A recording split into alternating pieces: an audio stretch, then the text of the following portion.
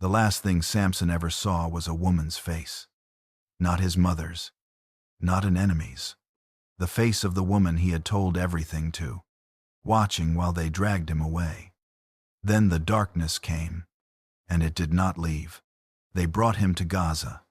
That Gaza, the city he had walked into alone, been surrounded in, and walked out of before sunrise, carrying the gates on his shoulders. He was back.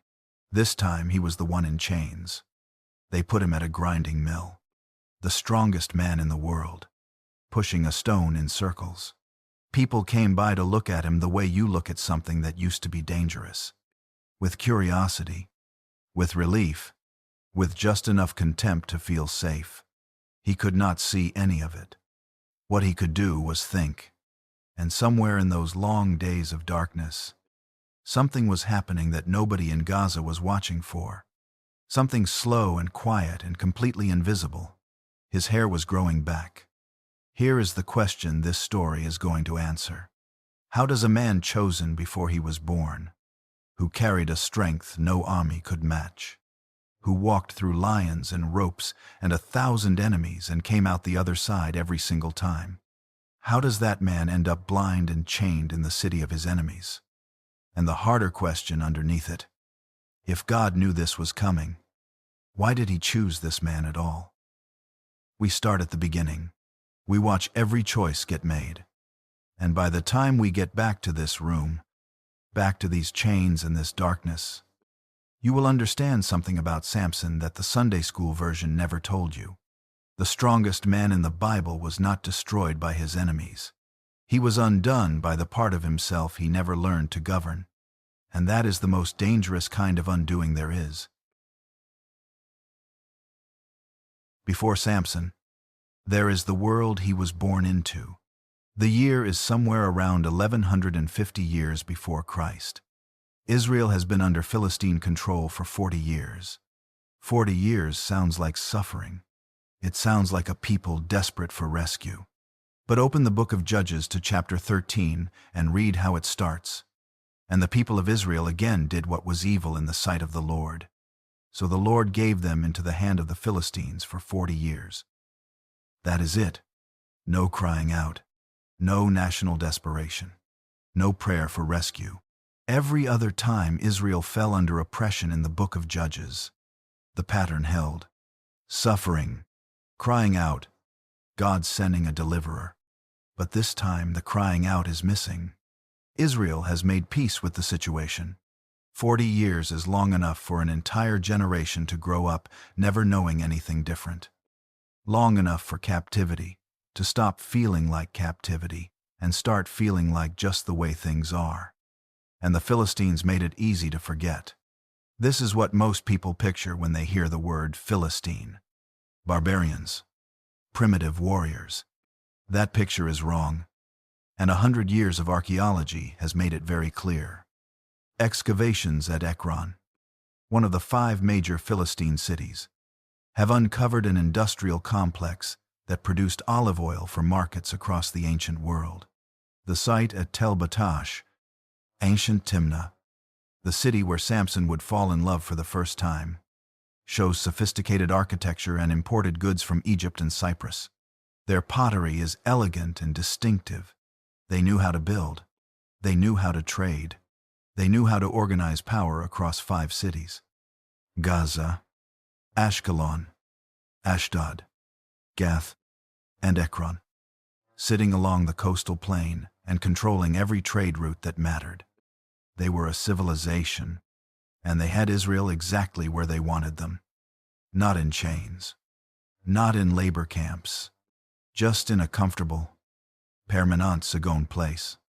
Israel sat in the hill country, farming their fields, raising their livestock, and largely leaving the Philistines alone. There was no wall between the two worlds. People moved back and forth. Samson himself would walk into Philistine cities repeatedly throughout his life, sometimes for violent reasons, sometimes simply because he wanted to. That is what 40 years of normalized occupation produces. A situation that has stopped feeling like a situation and started feeling like geography. The Israelites in the hill country of Dan had farms and families and the ordinary texture of daily life. They were not slaves. They were not being persecuted in any constant visible way. They were just not free. And they had been not free long enough that most of them had stopped noticing the difference. This is the world Samson was born to change. Every other judge in the book of Judges came in response to a cry. Ehud came when Israel groaned. Deborah came when Israel cried out. Gideon came when Israel cried out. The pattern is consistent across the entire book. Samson came when Israel said nothing. God looked down at his people making permanent peace with a captivity they had stopped recognizing as captivity. And he decided to act anyway. Not because they asked, because he saw what they could no longer see. That single detail changes everything about the story that follows. The man God was about to send was not going to rally a willing army. He was not going to be a judge that people gathered around.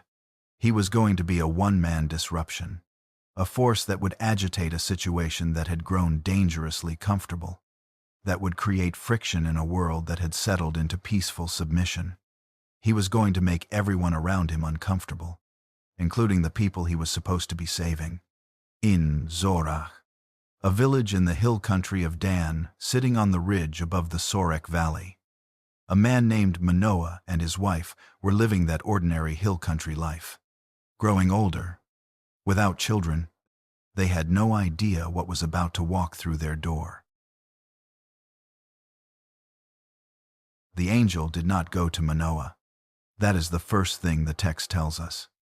And it is told so quietly that most people read right past it. The angel of the Lord appeared to his wife, not to the head of the household, not to the man who would be the father of this promised child. To the woman, alone, in a field, he told her she was going to have a son. The boy was to be a Nazirite from birth, set apart to God from the womb. No wine, no strong drink, nothing unclean, and he would begin to save Israel from the hand of the Philistines. Then he was gone. She went and told her husband. Manoah does not simply believe her. He prays and asks God to send the angel again so the angel can teach them what to do. The request sounds reasonable. It sounds pious. But underneath it is a man who needs to hear it for himself. God answers. The angel comes back. He comes back to the woman again. She is in the field again.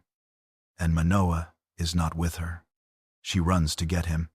Manoah comes and stands before the angel and asks him to repeat what he told his wife. The angel does. And then Manoah asks what the boy's manner of life is supposed to be. The angel gives him almost nothing new. He repeats what he already told the woman, as if to say, I already explained this. Your wife understood it the first time. She does not have a name in the text. Not in chapter 13. Not anywhere in the book of Judges. The mother of the strongest man in the Bible is referred to throughout the entire story as Manoah's wife. She is the first person to hear the promise. She understands it without needing it explained twice.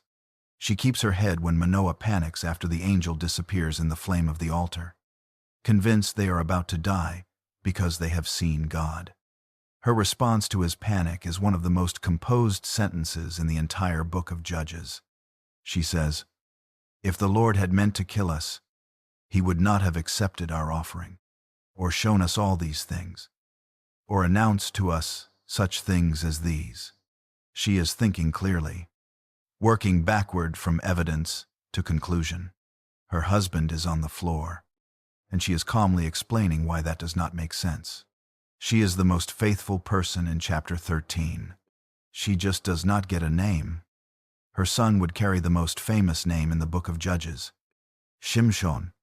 In Hebrew, it comes from the word shemesh, which means sun.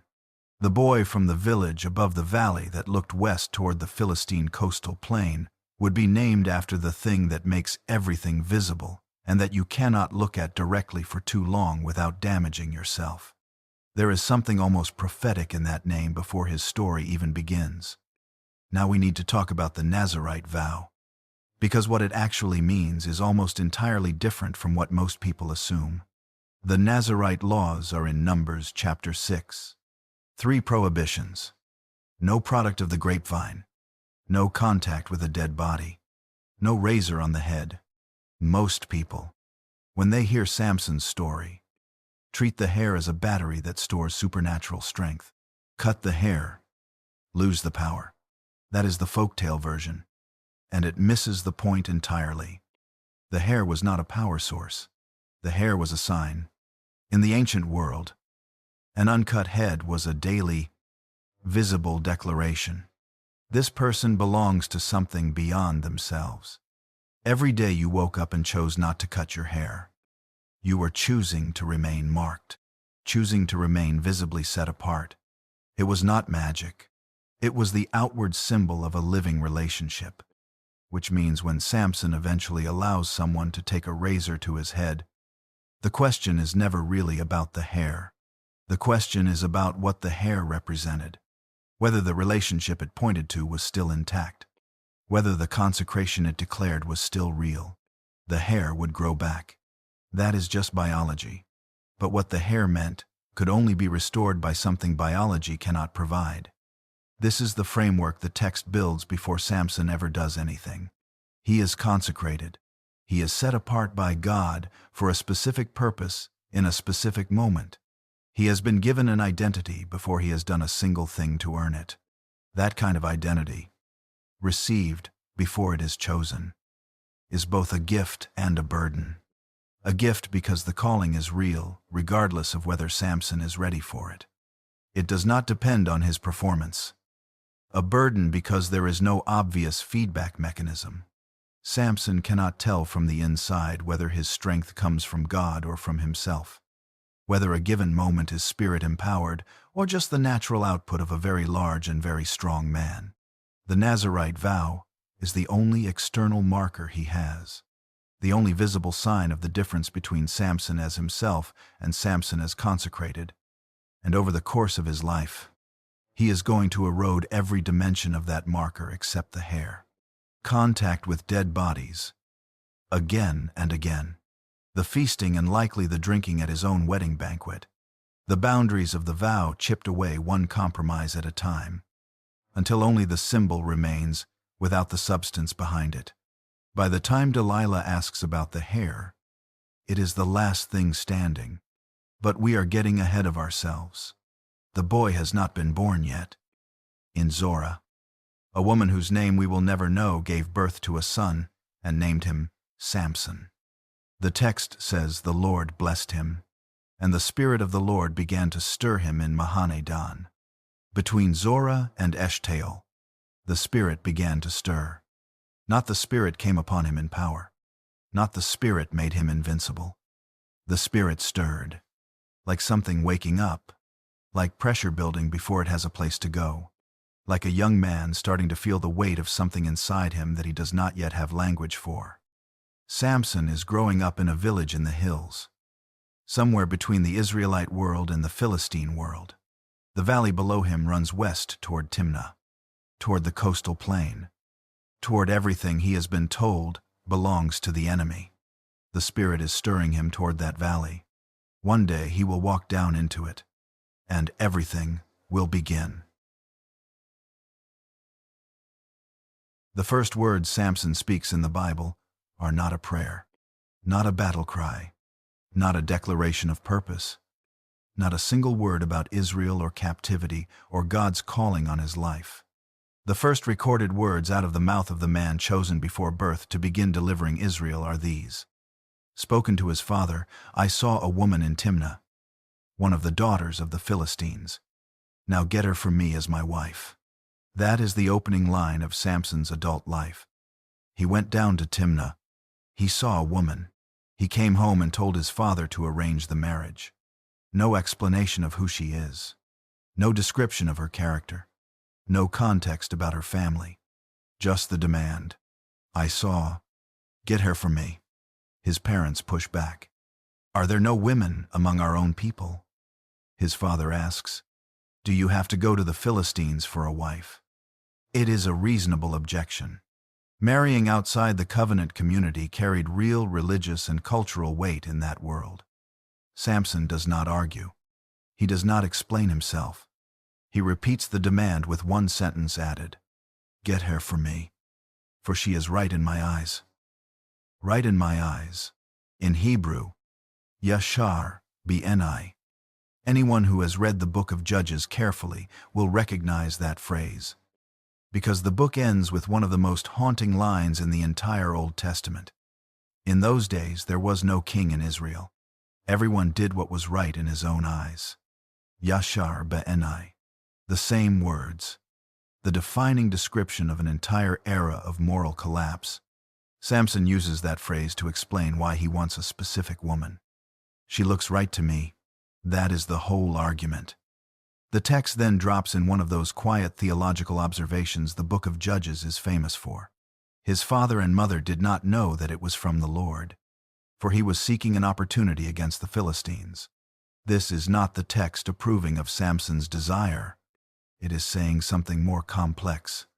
God was working through the real choices of a real person, including choices driven by desire rather than devotion.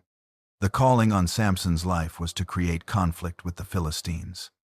And here is Samson walking into Philistine territory, driven entirely by personal want, setting in motion exactly the kind of entanglement that will produce that conflict. He has no idea that is what he is doing. He just wants the woman. So they go down to Timnah, Samson and his parents, to arrange things. On the way, in the vineyards outside the city, a young lion comes roaring at Samson. The Spirit of the Lord rushes upon him. He tears the lion apart with his bare hands like it is a young goat. No weapon, no preparation, just his hands and whatever moves through him when the Spirit comes. Then the text says something strange. He did not tell his father or his mother what he had done. Why not? The text does not answer. Some people read it as modesty. But modesty is not a quality Samson shows anywhere else in his story. Others suggest shame. Maybe because the vineyard was already a questionable place for a Nazirite to be walking through. But there is a third possibility that feels more true to who Samson is becoming. Maybe he did not tell them because it had already become ordinary to him. The Spirit rushing upon him. The impossible surge of strength. Maybe that was just something that happened to Samson by this point in his life. A reflex. He has never had to live without it. He has always been the strongest person in any room he walked into. The lion is just one more thing that could not stop him. When you have never experienced your own limits, you stop believing you have any. He continues to Timnah. He talks to the woman. She is right in his eyes. The wedding is arranged. Some time later, traveling back to Timnah for the wedding, he turns aside to look at the carcass of the lion he killed. A swarm of bees has built a hive inside it. There is honey. He scoops it out with his hands and eats it walking. He brings some to his parents and they eat it too. He does not tell them where it came from. 2 secrets kept in 2 visits. The lion and the honey, both withheld. But the second secret is the more serious one. Touching a dead body was one of the 3 explicit prohibitions of the Nazirite vow. Samson has just reached into a lion's carcass with his bare hands. He does not seem troubled by it. He scoops the honey and keeps walking.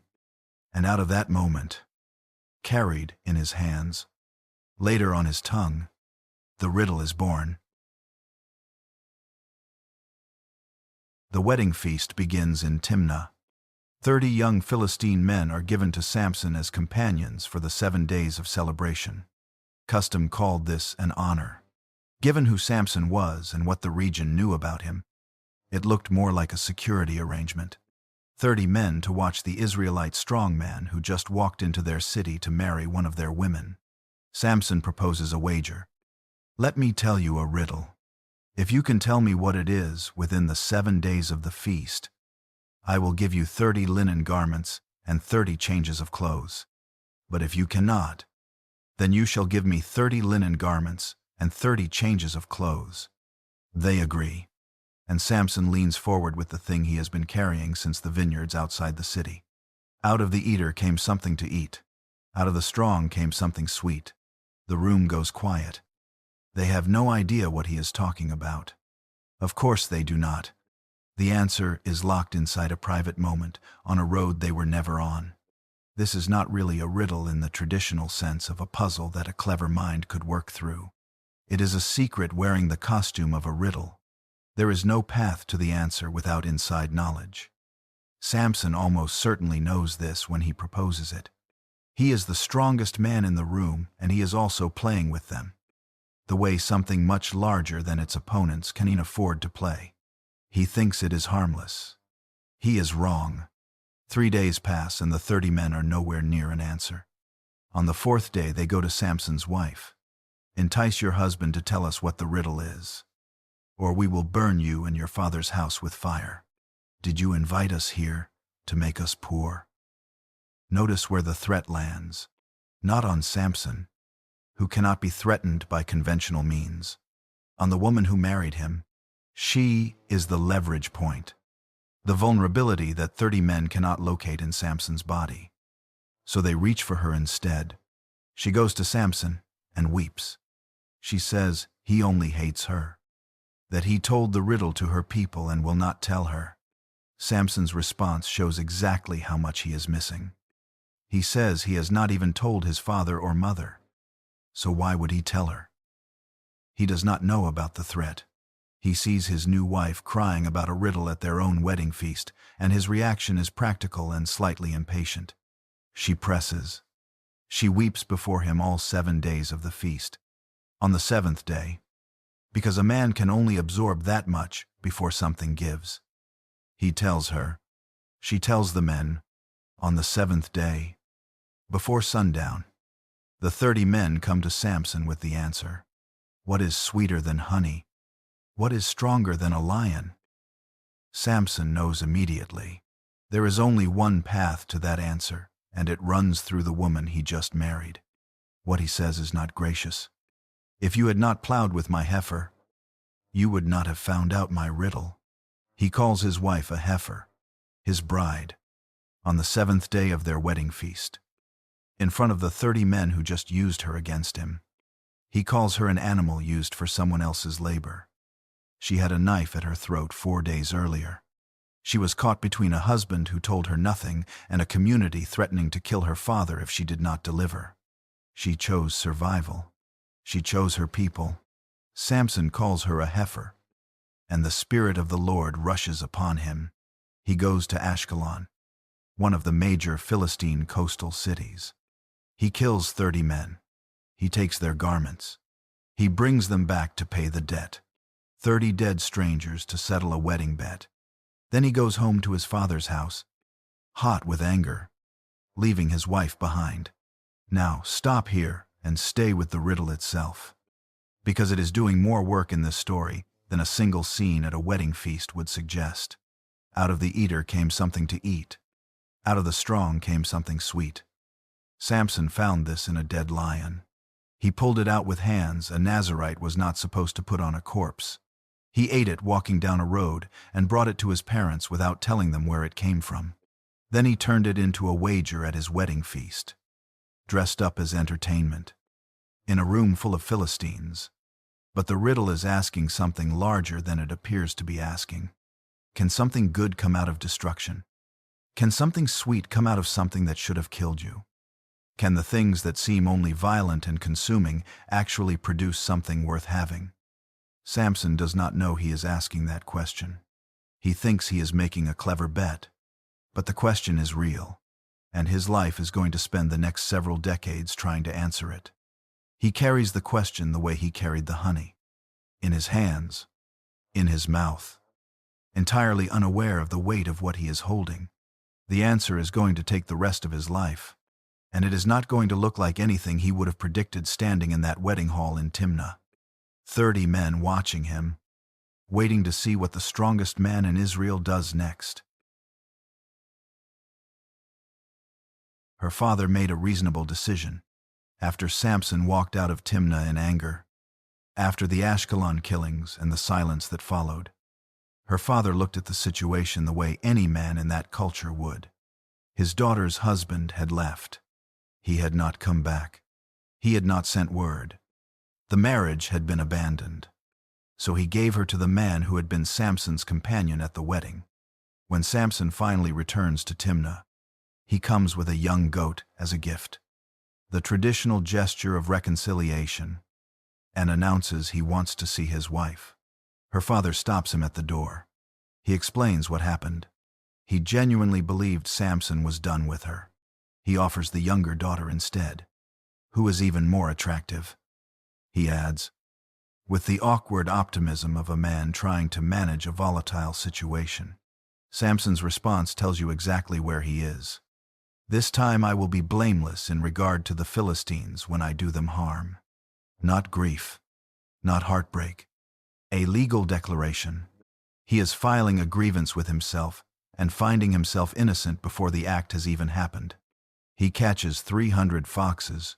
He ties them in pairs, tail to tail, with a torch between each pair. He lights the torches and releases all 300 into the standing grain of the Philistines during the wheat harvest. Think about what this required. 300 foxes, caught, paired, and released all at once. This was not an impulsive act. This took planning. This took time. Samson decided on this specific response, executed it over whatever period it required to trap that many animals, and then set them loose across the agricultural land of the entire valley. He put a great deal of careful work into this destruction. The grain burns. The vineyards burn. The olive orchards burn. The Philistines ask who did it. Someone explains the story. The father-in-law, the wife, the broken wedding, the grievance. The Philistines burn the woman and her father. This is the outcome she was trying to prevent when she extracted the riddle. She gave up Samson's secret to keep her father's house from burning. And the chain of events that secret set in motion, the humiliation. The 30 killings in Ashkelon. Samson's departure. Her remarriage. The foxes. The harvest fires. Now ends exactly where it was always threatening to end. Her father's house. Hair in it. Samson attacks again. A great slaughter. Then he retreats to a cave in the rock of Etam. The Philistines mobilize. They move into Judah. 3,000 men from Judah come down to Samson's cave. And what they say when they find him is one of the most uncomfortable moments in the entire story. They are not coming to join him. Do you not know that the Philistines are rulers over us? What then is this that you have done to us? The rulers over us. Out of the mouths of 3,000 men from Samson's own people. They have so completely accepted the Philistine order that they are angry at Samson for disturbing it. The man born to deliver them is sitting in a cave. And his own people have come in force to make sure he stops causing trouble for the people holding them down. 40 years of normalized occupation. And this is the result. 3,000 Israelites showing up to hand their own deliverer to his enemies. Samson makes them promise not to kill him themselves. Just tie him up and hand him over. They agree. 2 new ropes. They lead him down to the Philistine camp at Lehi. The Philistines come shouting to meet him, and the Spirit of the Lord rushes upon Samson. The ropes fall off his hands like burnt flax. He looks down and sees a fresh jawbone of a donkey lying on the ground. He picks it up. What happens next is one of the most extraordinary acts of individual combat in the ancient world.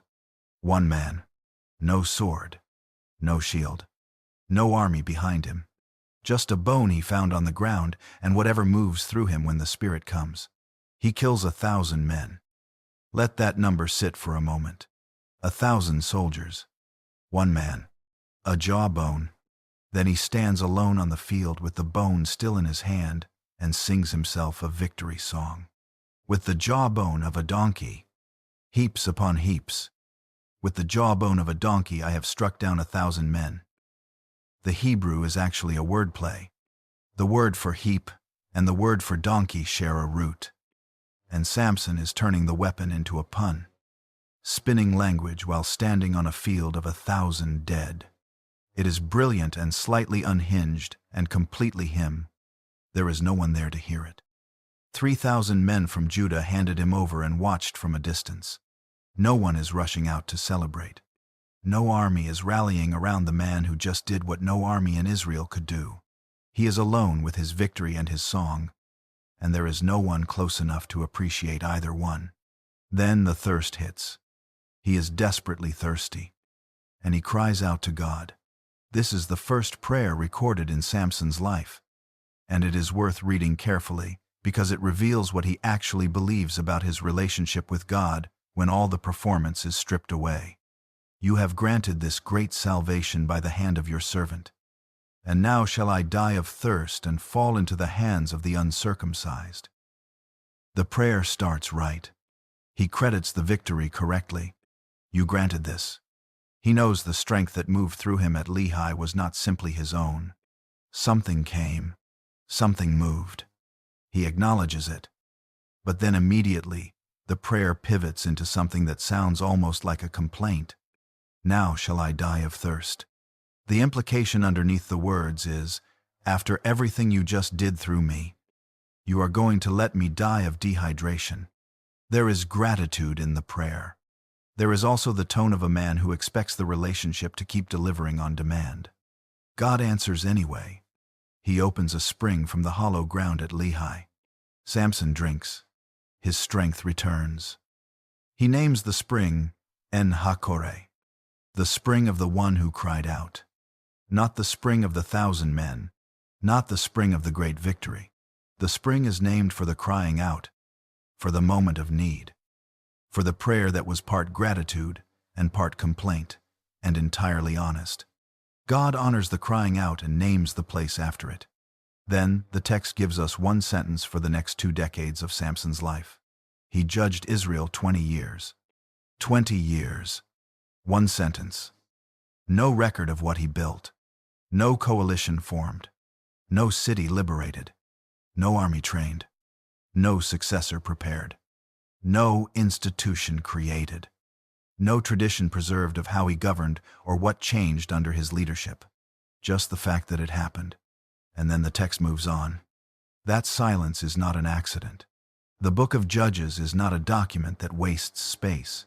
When it gives you detail, the detail is doing something. When it gives you silence, the silence is doing something too. Samson judged Israel 20 years, and the book of Judges has almost nothing to say about any of it. 20 years of leadership, one sentence. Think about what 20 years looks like when it works. Moses building a legal system from nothing, establishing courts and priests and a structure for an entire nation. Joshua dividing the land, assigning territories, setting up cities of refuge, creating infrastructure for a people to actually inhabit what they had been promised. Even Deborah, holding court under a palm tree, coordinating military strategy, building the kind of trust that makes Barak say he will not go to battle without her beside him. Samson judged Israel 20 years. The book of Judges has one sentence. He did not build anything. No court, no coalition, no school of followers, no structure that would outlast him. The Philistines were still in power when his judgeship ended. The 5 cities were still standing. The basic situation that existed when Samson was born existed when Samson died. Somewhat disrupted but fundamentally unchanged. He was a force. He was never a foundation. And those are very different things when it comes to the actual work of delivering a people. Chaos has its uses. The disruption Samson created. The fear he planted across Philistine territory. The knowledge that this one man could appear anywhere and destroy anything and could not be caught. That had real strategic value. It kept the Philistines off balance. But chaos without structure builds toward nothing. It burns and disrupts, and then it dissipates when the man who created it is gone. Samuel, who comes after Samson in Israel's story, does everything Samson did not. He builds a circuit of towns where he holds court every year. He anoints kings. He trains prophets. He creates institutions that outlast him by centuries. When Samuel dies, what he built keeps working. When Samson dies, there is nothing left but the rubble of the temple he pulled down with his own hands. What accounts for the difference? Part of it is calling. The angel who announced Samson's birth did not say he would deliver Israel. He said he would begin to deliver Israel. One word: begin. Samson was always the start of something, not the completion of it. But part of it is Samson himself. Building requires the ability to invest in people you cannot fully control. You have to bring people along who are slower than you, who will sometimes disappoint you, who need correction and circle back to the same failures. You have to care enough about the future to plant things you will not live to see harvested. Samson shows none of that. Every relationship he enters is transactional and short. The people he is supposed to be leading are nearly invisible in his story. Background figures who are alternately threatened by the Philistines and terrified of Samson himself. 3,000 of his own people just tied him up and handed him over. And the text does not record that this troubled him deeply or changed anything about how he operated afterward. He killed 1,000 men, named a spring, and went back to being Samson. The 20 years passed the way they apparently always passed. Samson moving through Israel the way a force of nature moves through a landscape, powerful and disruptive, and leaving no permanent structure in its wake. And then he goes to Gaza. Gaza is not Timnah. Timnah was practically in Samson's backyard. Gaza is one of the 5 great Philistine cities, the southernmost of them. Sitting on the coastal plain roughly 35 miles from where Samson grew up, a major urban center, heavily fortified, politically significant. The kind of city any sane Israelite fighter would approach with a strategy and an army. Samson goes there alone. For a woman, he went. He saw. He went in. The people of Gaza find out he is there. They surround the place and wait all night at the city gate. They think they finally have him. The gate is locked. The city is sealed. He is inside. All they have to do is wait for dawn. At midnight, Samson gets up. He walks to the city gate. He takes hold of the 2 doors and the posts. He pulls the entire assembly out of the ground, bar and all, puts it on his shoulders, and carries it to the top of the hill that faces Hebron. No strategy. No military purpose, no message sent and no demand made. He picks up the gates of Gaza and carries them away in the dark because he can. The gates of Gaza on a hilltop are a monument to one belief that has been building in Samson for 20 years. Nothing can hold me. Nothing has ever held me. Therefore nothing ever will. That belief is not strength. It is vulnerability wearing strength as a costume. And in the Sorek Valley, someone is about to find the one opening that 20 years of Philistine warfare never could. Before Delilah, we need to stay with Gaza a little longer, because what Samson does at the city gate is not just a demonstration of physical power. It is the clearest picture we have of where he is inside before the last chapter of his life begins. Think about the sequence of that night. He walks into Gaza, the most fortified enemy city on the coast. Alone. For a woman, the entire city finds out he is there. They lock the gates and station men through the night. Certain they have him contained. The walls are there. The gate is sealed. The men are in position. All they have to do is wait for morning. And at midnight, Samson just gets up and leaves. He does not slip out quietly. He does not find a back way through. He walks to the main gate of the city, the heaviest, most reinforced structure in the entire fortification, and he tears it out of the ground. Posts, doors, bar, everything. He loads it onto his shoulders and walks away into the dark, to a hill that faces Hebron, not to Hebron, to a hill that faces in that direction. He carries the gates of an enemy city to a random hilltop in the middle of the night and leaves them there. There is no military purpose here.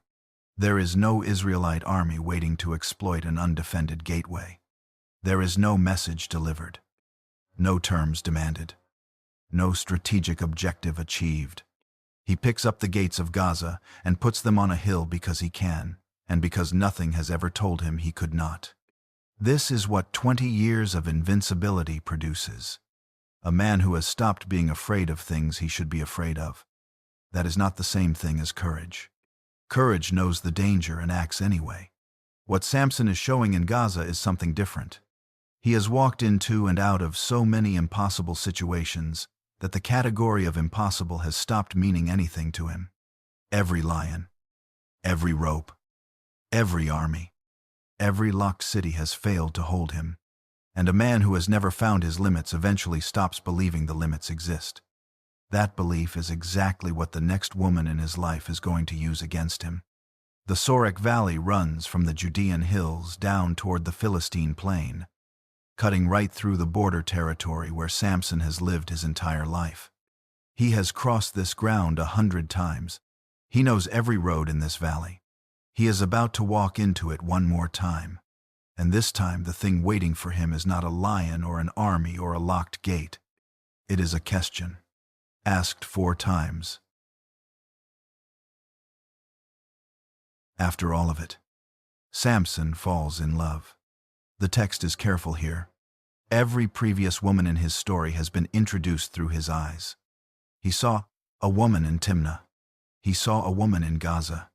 The seeing comes first, then the wanting, then the going. But this time the text uses a different word entirely. He loved a woman in the valley of Sorek, whose name was Delilah. Loved, not saw and wanted. Loved. This is the only time that word appears for Samson in the entire book of Judges. Every previous relationship was desire or transaction. This one is described as love. That distinction matters more than it seems. The 5 lords of the Philistines find out about the relationship, and they come to Delilah with an offer. Each lord will pay her 1,100 pieces of silver to find out the secret of Samson's strength. 5 lords. 5,500 pieces of silver total. That is not a bribe. That is a fortune.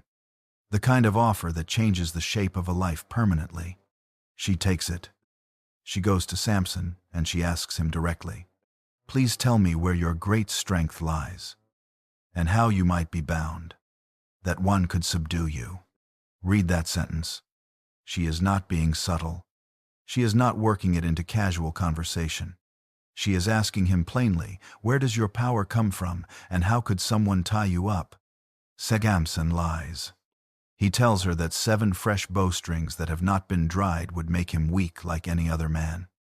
She binds him with 7 fresh bowstrings, while men wait in the inner room. She calls out that the Philistines are upon him. He snaps the bowstrings like thread touches fire.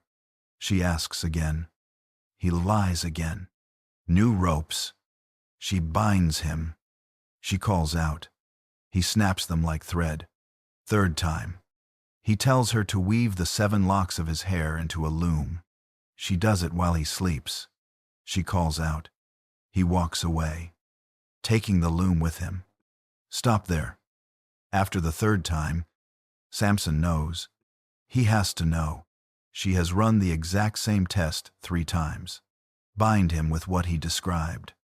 Have men ready in the next room. Call out the warning. Check whether it works. The pattern is completely visible after the 1st attempt, let alone the 3rd. There are Philistines in the inner room of the woman he loves. She is checking his answers against reality. She is working with someone, and he keeps coming back. This is the part most retellings of the story skip past, because it is the most uncomfortable part. The betrayal is easy to talk about.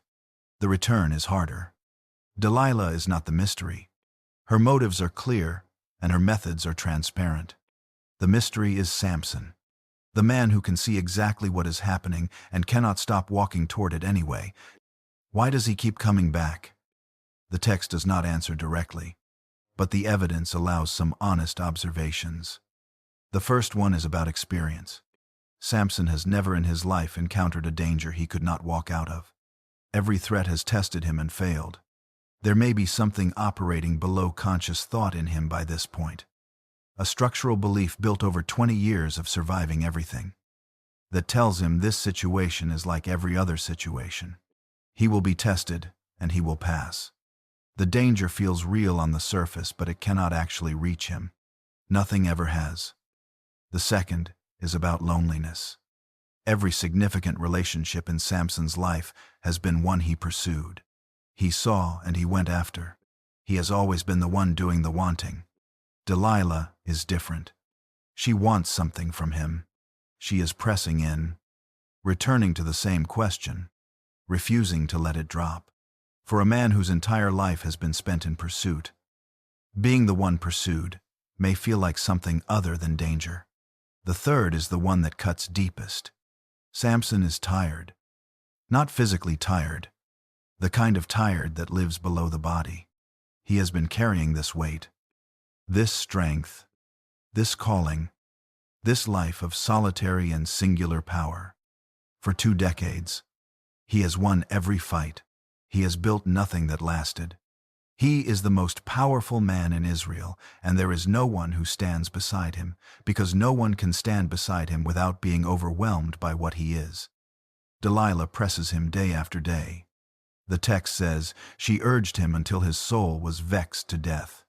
That phrase deserves a long look. Vexed to death is not simply annoyed or frustrated. It is the language of a weariness that sleep cannot fix. His soul is worn through. The thing that holds a person together from the inside is at its limit. She asks the 4th time. But this time she does not just ask. She frames his silence as proof that his love is not real. How can you say you love me when your heart is not with me?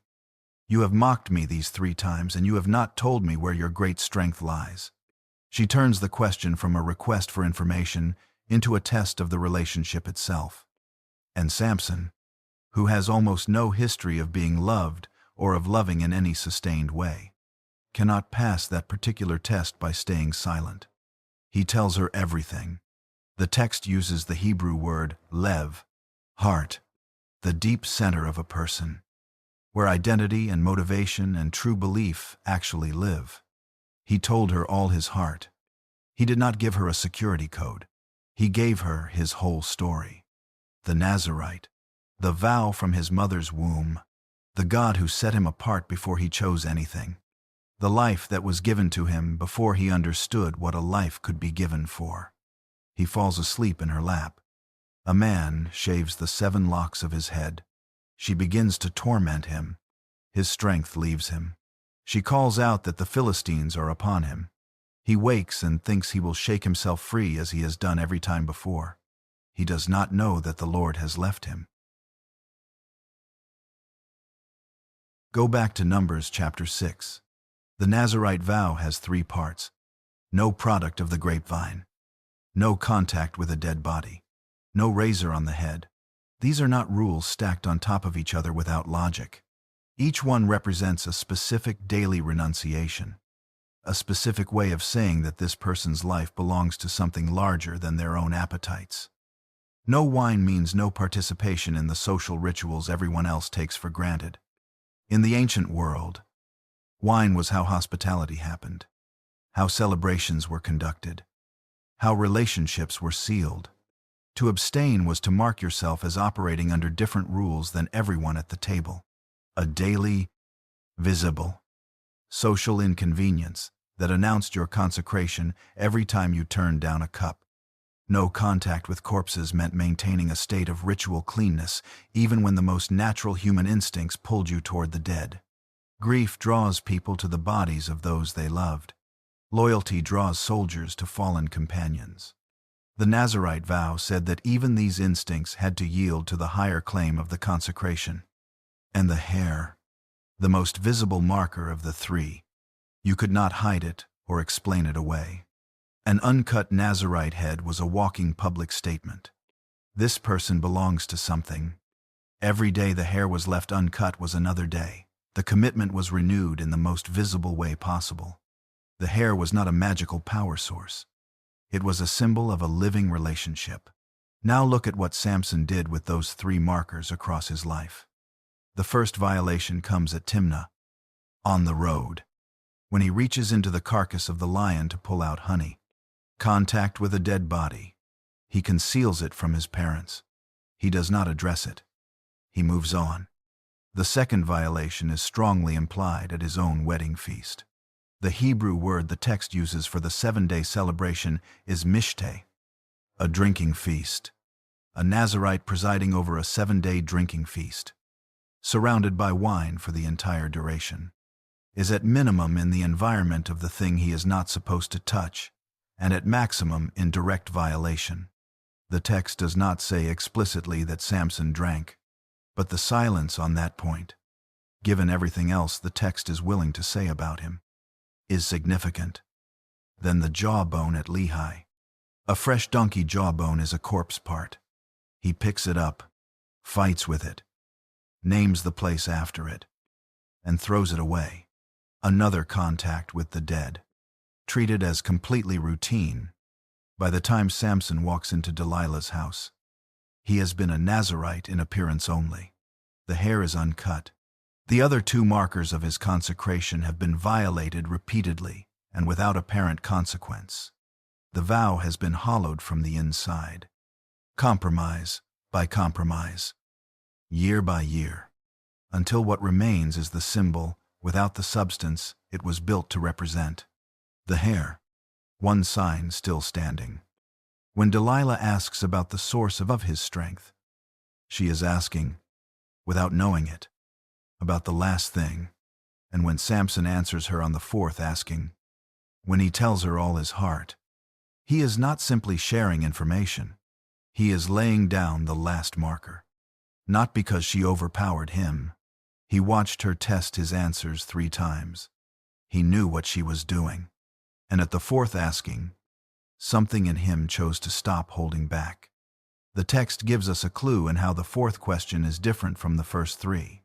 The first 3 times, Delilah simply asks. The 4th time, she frames his silence as proof that his love is not real. She turns the question from information request into relationship test. And Samson, who has almost no history of being loved in any sustained way, cannot hold the line when the question becomes about love rather than secrets. He tells her all his heart. The Nazirite, the mother's womb, the God who set him apart before he chose anything. He falls asleep in her lap. The 7 locks come off. She begins to torment him. The strength leaves. She calls out. He wakes.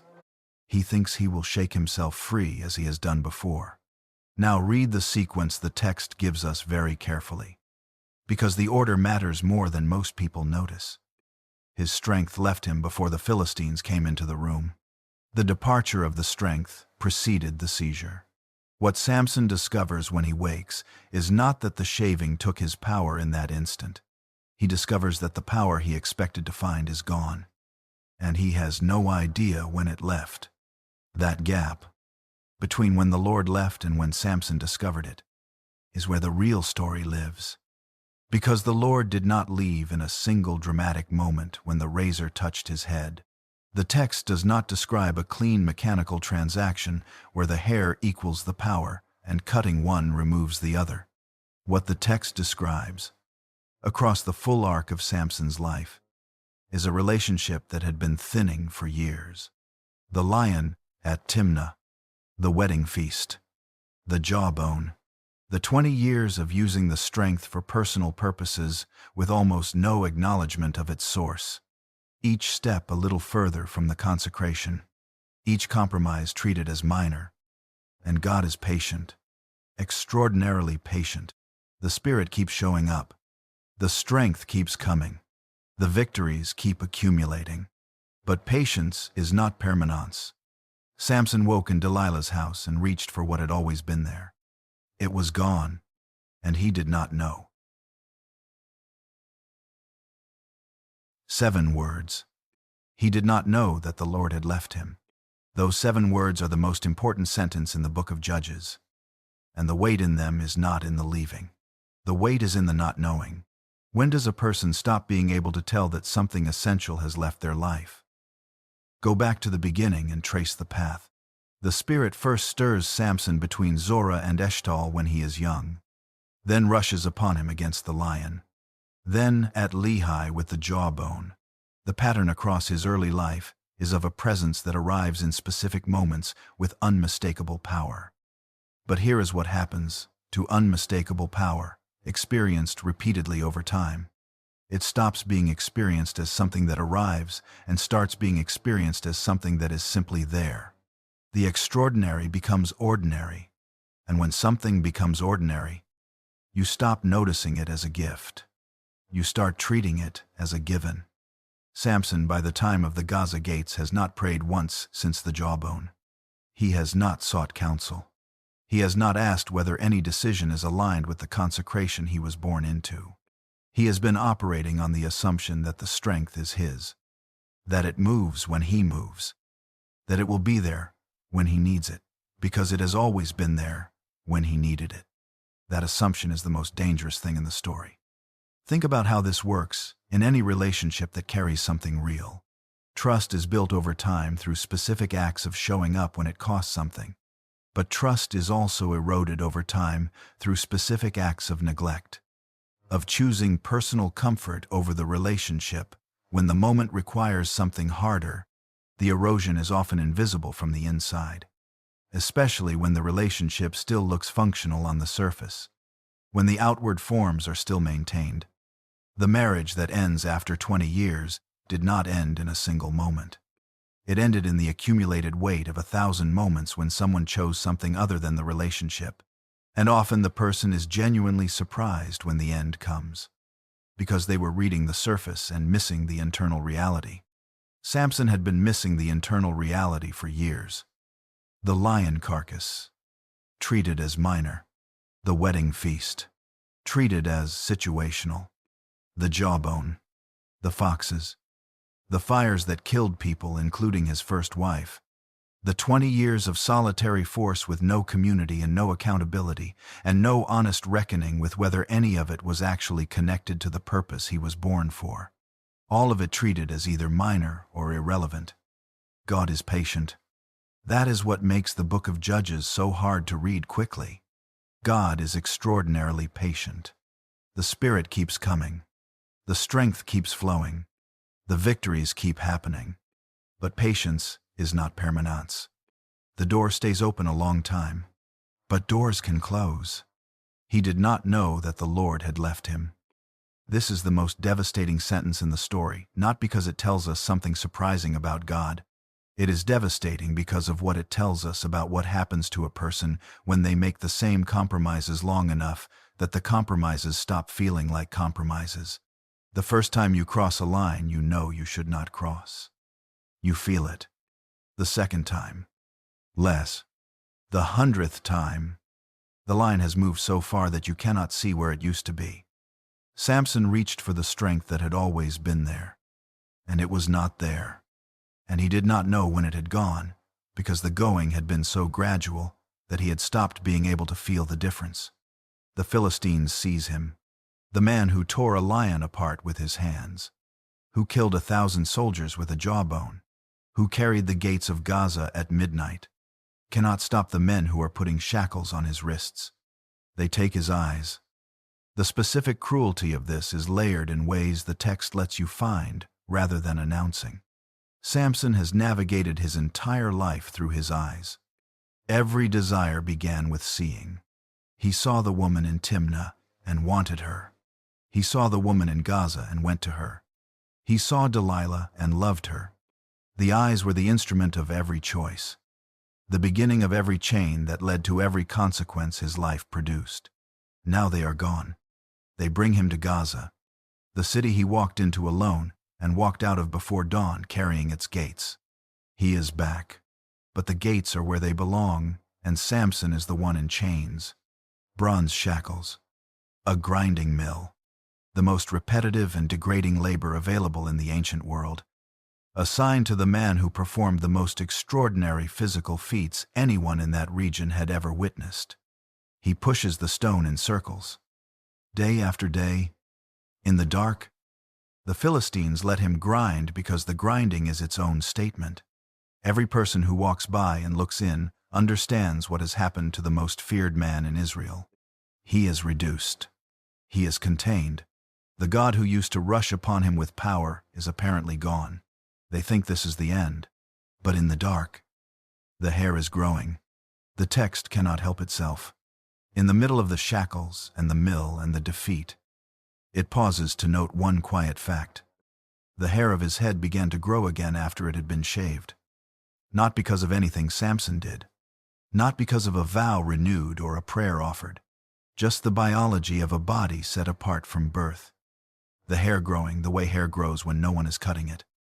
In the dark, without anyone watching, something is happening in that prison that nobody in Gaza can see. They put Samson in the dark because they thought the dark was where his story ended. They were wrong.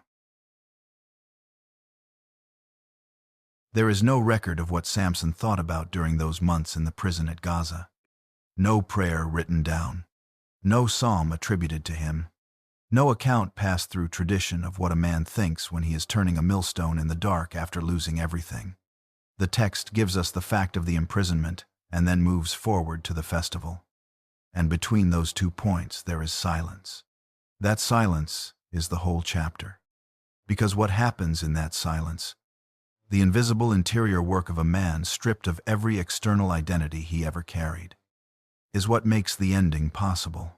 You cannot get from the man who walked into Delilah's house to the man who prays in the temple of Dagon without accounting for what the grinding mill did to him in between. So let us stay here. The grinding mill was not complicated. A large flat stone on top of another large flat stone. Grain fed in from the top. The person working it walked in a circle, pushing a handle attached to the upper stone, turning it against the lower one, crushing the grain between them. Around and around. The same motion, the same resistance, the same sound, the same smell of grain and stone and sweat. Hour after hour, day after day. For a man whose entire identity was built around singular, explosive, unrepeatable acts. The specific cruelty of this work is almost architectural in its precision. His whole life had been defined by moments. Tear the lion. Kill the 30 in Ashkelon. Burn the fields. Kill the 1,000 at Lehi. Carry the gates.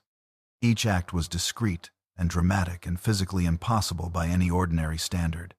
Each one confirmed the story he had been telling himself about who he was. Samson, the man nothing could stop. The one-man force that armies could not contain. Now he is walking in circles. Same circle. Same stones. Same grain. Same sound every day. No drama. No enemy. No moment of power. No audience. Just the weight of the stone and the circumference of the path and the slow passage of time. There is a particular kind of suffering that does not come from pain but from the removal of everything that gave your life its shape. The suffering is not only about what was lost. It is about the terrifying question underneath the loss. If those things are gone, what is left? For Samson, the question has nowhere to hide in the grinding mill. No woman to chase. No enemy to fight. No demonstration of strength to fall back on. No performance for anyone. Just the circle and the stone and whatever is left of him when everything external has been stripped away. What is left of Samson when Samson cannot do anything? The text does not answer that directly, but it does give us one detail, inserted quietly between the description of the shackles and the arrival of the festival invitation. That functions as a kind of answer. The hair of his head began to grow again after it had been shaved. We have talked about what the hair represents, the sign of the consecration, the last visible marker of a relationship with God that had been eroding for years. But the specific thing worth sitting with here is that the hair grows in a context where Samson has done nothing to trigger it. No recorded prayer of repentance, no vow renewed, no moment of spiritual recovery described, just a man in the dark with a grinding stone, and his hair growing the way hair grows when no one is cutting it. It grows on its own. In the darkness, without anyone's permission, without anyone in Gaza noticing or thinking it means anything at all. What does it mean that the sign of the consecration returns quietly, in the lowest place, through something as ordinary and unstoppable as biological growth? One reading stays on the surface. Hair grows. That is what it does. The Philistines shaved it and then stopped thinking about it. The detail is included because it becomes relevant later. Nothing more required. But the text chose to include it. In a narrative that moves efficiently and omits what it considers unimportant, the writer pauses to note the hair growing back. That choice is doing something. A second reading sees the growing hair as a quiet statement about the nature of the original covenant. The calling given over Samson before he was born was not initiated by him and cannot be fully dissolved by him. He was consecrated by someone else's decision before he had any say in the matter. And that prior decision persists through the failures that came after. Not because the failures do not matter, but because the one who made the original decision is not finished yet. The hair grows back, not because Samson earned it, not because he completed a spiritual recovery program, but because the story is not over, because the hand that wrote the calling over him before he was born has not retracted it. Now think about what those months in the dark must have done to a man like Samson. He has never been still before. His entire adult life has been characterized by movement, by action, by the constant output of force in one direction or another. He has always had the next thing to go after. The next woman, the next fight, the next demonstration. The mill offers none of that. The mill offers him himself. Just himself. No performance, no achievement, no audience, no strength to display. Just the man who was chosen before he was born, who burned more than he built and lost more than he kept, who is now blind and chained and turning a stone in the dark. What does a man like that think about when there is nothing else to think about? We cannot know for certain, but we know what he does when he finally gets the chance to act. We know what he says when the opportunity comes. We know the prayer that comes out of him in the temple of Dagon. And that prayer, when you read it carefully, sounds like a man who has been thinking about something specific for a very long time. It sounds like a man who spent months in the dark, arriving at a clarity he could not find in 20 years of winning. The prayer is short. It is honest. It does not argue its case or establish credentials or reference past victories. It begins with one word. Remember. A man who spent his whole life acting as if he did not need to be remembered by anyone is about to ask to be remembered. The mill turned. The days passed. The hair grew. And when the festival came, and the lords of the Philistines sent for their prisoner to entertain the crowd, the man they brought out was not the same man they put in. Something had shifted in the dark. The Festival of Dagon. The 5 lords of the Philistines have gathered in Gaza for a major religious celebration.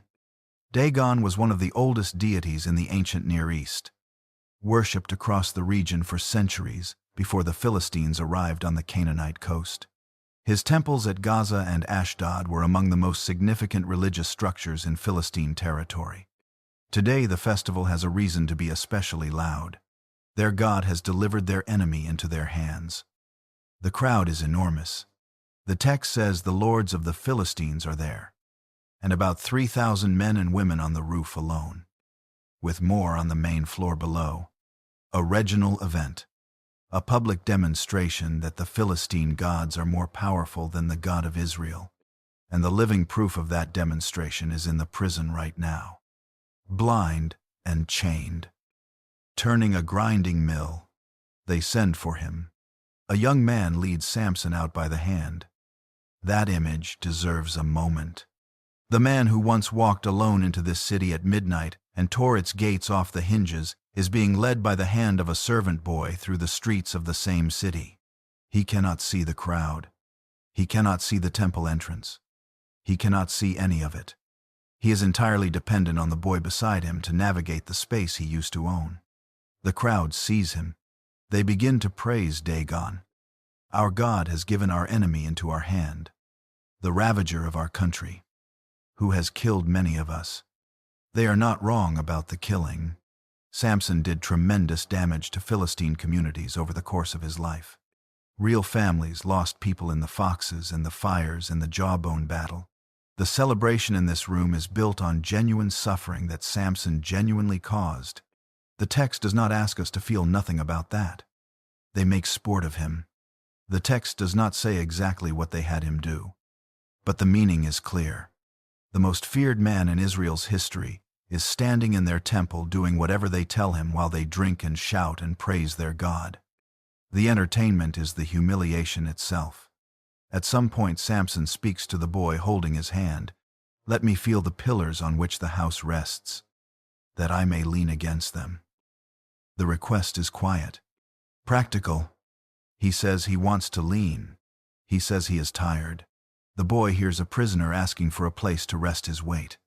Nothing in the request signals what Samson is actually doing, which is gathering information, using his hands and his body to understand the architecture of the space he cannot see, locating the load-bearing points, calculating what would happen if those points gave way. The boy leads him to the pillars. Samson puts one hand on each, and then he prays, "O Lord God, please remember me and please strengthen me only this once. O God, that I may be avenged on the Philistines for my 2 eyes." This is the second recorded prayer of Samson's life. The first was at the jawbone, when he was thirsty after the 1,000-man battle and asked God not to let him die. That prayer was about Samson, his survival, his need. Even the opening line had the feel of a man establishing his track record before making his request. This prayer is different in almost every way. It is shorter. It is more direct. And it begins with a word the first prayer did not contain: remember. In the vocabulary of the Hebrew Bible, divine remembrance is not about recovering forgotten information. God does not forget things in the ordinary sense. When the text says God remembered someone, it means God turned his attention toward that person in a way that produced action. When God remembered Noah in the flood, the waters began to recede. When God remembered Rachel, her womb opened. When God remembered his covenant with Abraham, he moved to deliver Israel from Egypt. Zakar, to remember, to act on the basis of a prior commitment. Samson is not asking God to recall that he exists. He is asking God to act on what was established before Samson was born. The consecration given in the womb, the calling announced to his mother in the field, the purpose written over his life before he had any say in the matter. He is invoking the covenant, not his own record, not his 20 years of judging, not the jawbone or the gates or any of the victories, just the original thing, the thing from before he did anything right or wrong. Remember me. Then, only this once. He knows this is the last time. He is not asking for restoration to his former life. He is not asking for his eyes back or his freedom or another term of leadership. He is asking for one moment, and then the revenge. For my 2 eyes. The text does not clean this up. His motivation includes revenge, personnel, specific revenge for a physical loss. He wants payment for his eyes. That is honest, and it is there, and the text leaves it there without apology. This is not the prayer of a man who has arrived at complete spiritual purity. It is the prayer of a man who has been broken and blinded and humiliated, who has been thinking in the dark for months, who has arrived at the last moments of his life with a clarity he never had while winning, and who is asking one thing from the God he was given to before he was born: remember me. Then Samson says the line that tells you exactly where his mind is: let me die with the Philistines. He knows he is not walking out of this temple. He knows that pulling these pillars down will kill him along with everyone in the building. He has done the calculation and accepted the result. He is at peace with dying. That is new. That is not the Samson who prayed at the jawbone about his own survival.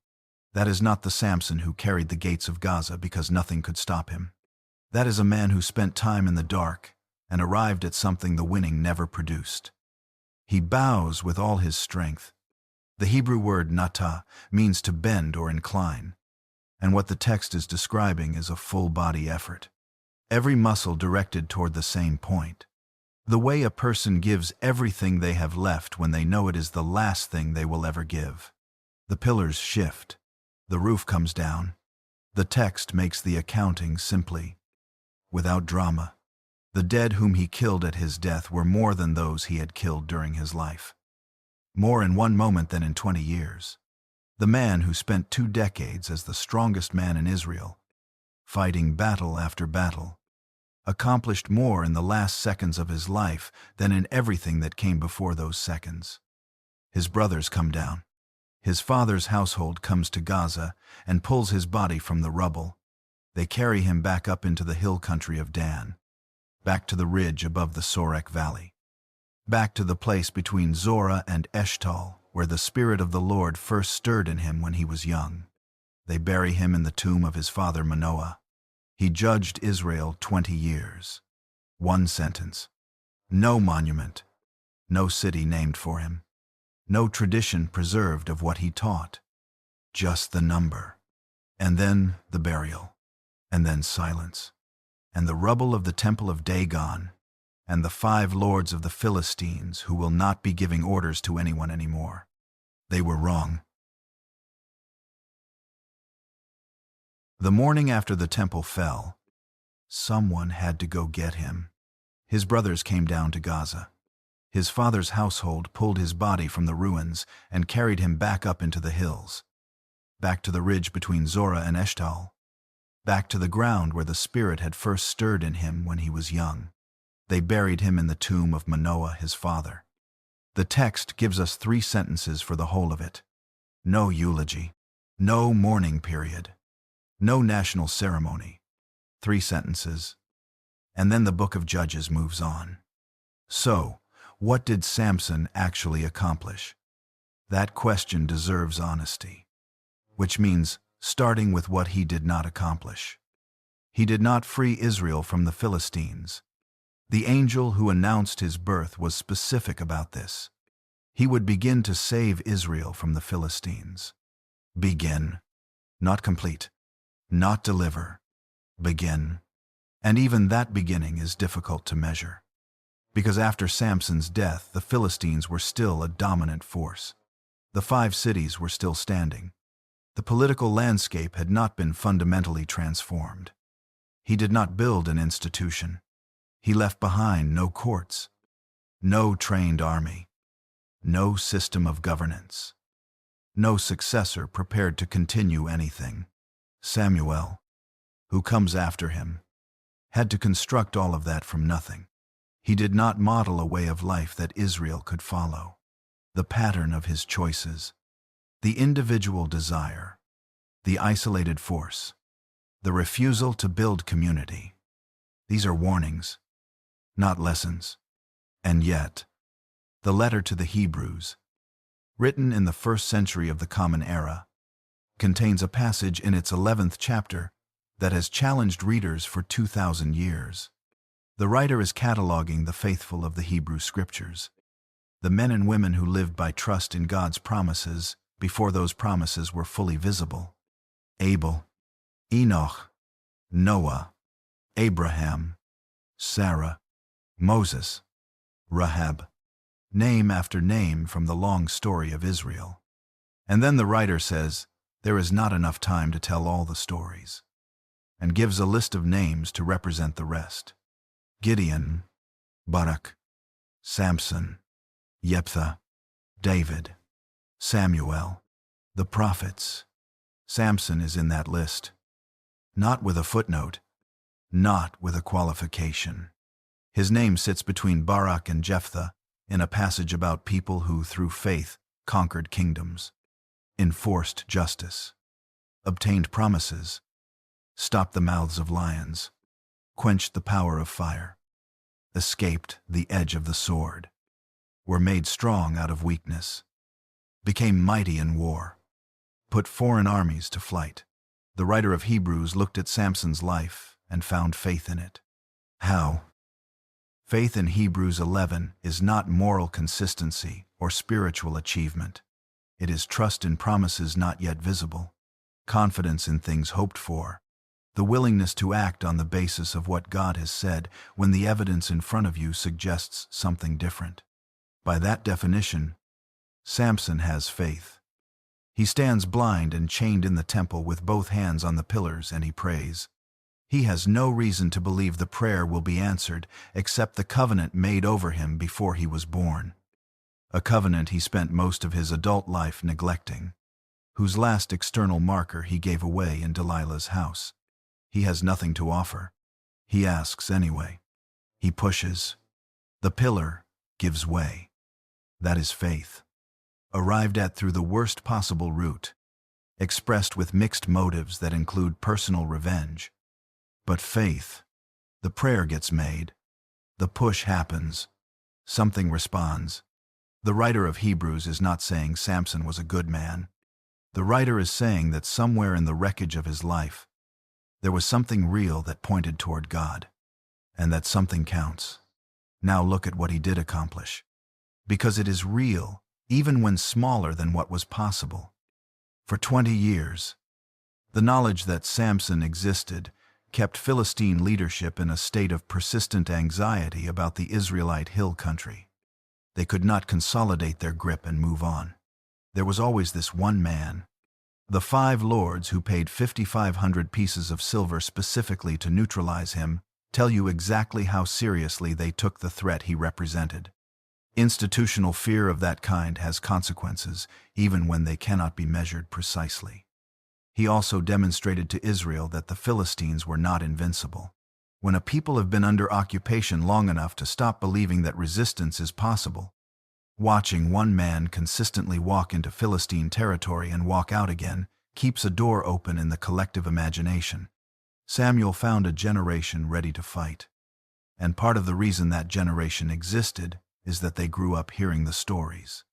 And then there is the temple. The Temple of Dagon at Gaza was one of the most significant religious and civic structures in Philistine territory. Its destruction was not a minor event. 3,000 people died in the collapse. And the text places the lords of the Philistines in that gathering. Their deaths created a fracture in Philistine political leadership at exactly the moment Israel, under Samuel, was beginning to reorganize and reclaim its identity as a people. Samson did not plan any of this. He asked for revenge for his eyes and pushed on 2 pillars.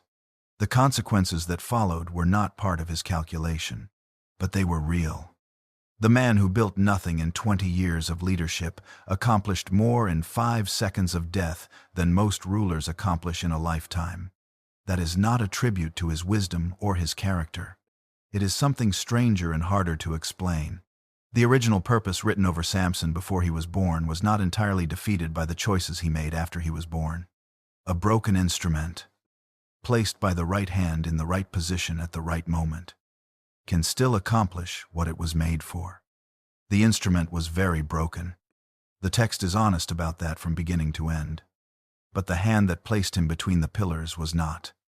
Here is where we have to be careful, because this observation can be misused in ways the text does not support. The fact that God used Samson's broken life does not mean the brokenness was fine. The woman who died in the fire started by the foxes was real. The men of Ashkelon who died to settle a wedding bet were real. The harm Samson caused to people who had nothing to do with his personal grievances was real. The waste was real. The harm was real. The broken instrument still accomplished something.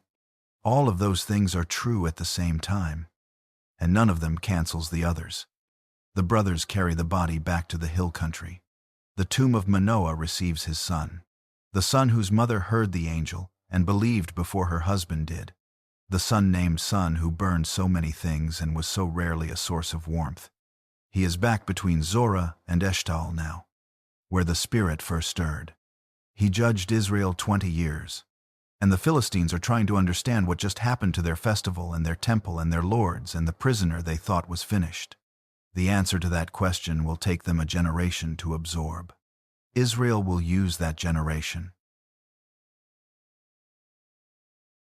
The riddle never went away.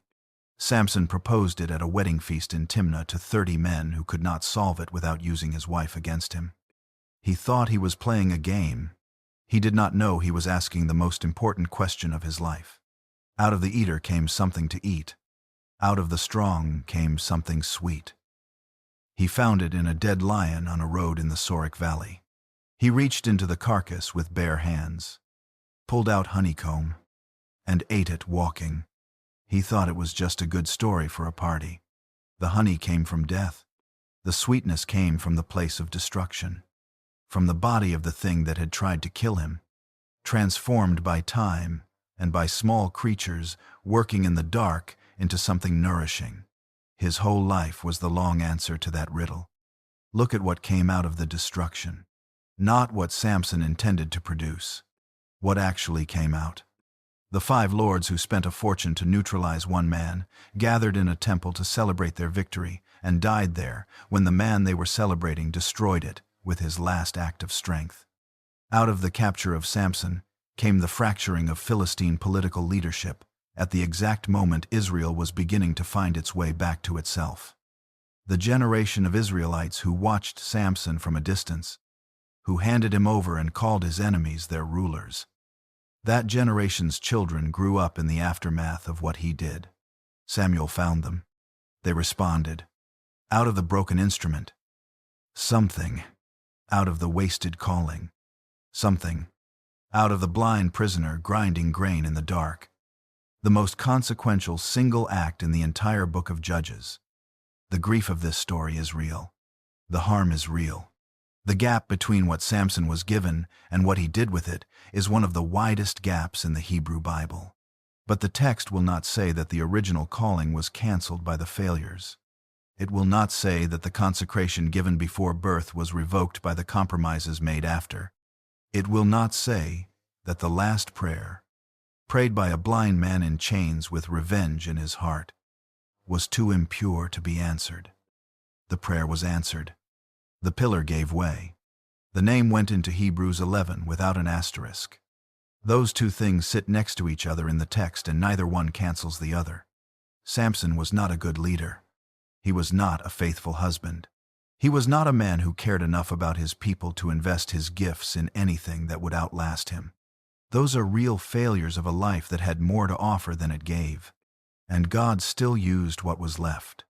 Not because the waste was acceptable, because the hand that wrote the calling over him before he was born had a longer reach than the choices he made with his freedom. The riddle was never only about the lion.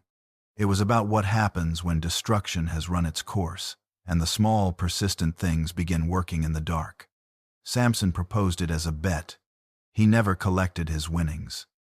He never knew, as far as the text tells us, that his whole life was the answer he was looking for. But it was. Out of the strong, something came. The story does not tell us Samson was good. It tells us he was used. And those 2 things are not the same thing. They never were.